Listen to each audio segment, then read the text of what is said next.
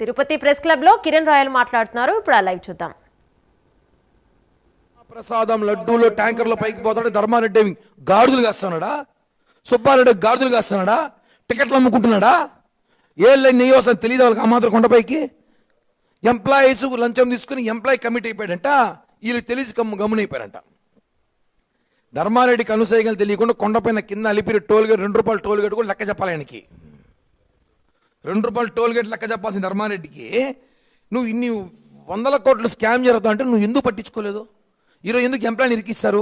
ప్రతిసారి టీటీడీ విషయంలో తిరుపతి ఉద్యోగస్తులు బలైపోతున్నారు తప్ప పైన నాయకులు, చైర్మన్లు, ఈఓలు వాళ్ళు వీళ్ళు సేఫ్గా జోన్లో పారిపోతున్నారు. ఇది చాలా బాధాకరం. ఎంప్లాయీస్ కూడా తెలుసుకోండి.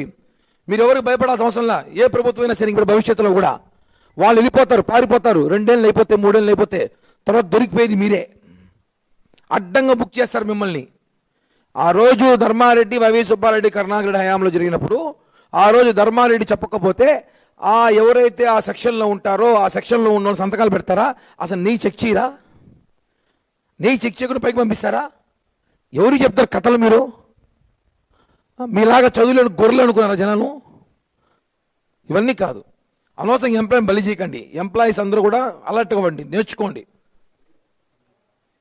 జగన్మోహన్ రెడ్డి అనే బ్యాచ్ వాళ్ళందరూ కూడా వాళ్ళ స్వార్థం కోసం ప్రతి చోట ఎవరినో కూడా తగిలిస్తూ ఉంటారు ఉద్యోగస్తుల్ని. కాబట్టి మీరు ధైర్యంగా చెప్పండి. ధర్మారెడ్డి, వైవి సుబ్బారెడ్డి చెప్పండి, మేము చేయలేదని చెప్పండి. తెలుస్తుంది జనాలకి. ఛార్జ్ షీట్లో పేరు లేదని చెప్పి సంబరపడుతున్నారు. అరే బాబు, పూర్తి ఛార్జ్ షీట్గా కాల. మీకు ఎవడు క్లీన్ చిట్ ఇచ్చాడు? క్లీన్ చిట్ అంటే వైఎస్ఆర్ కాంగ్రెస్ పార్టీ ఆఫీస్లో ఉంటుందా?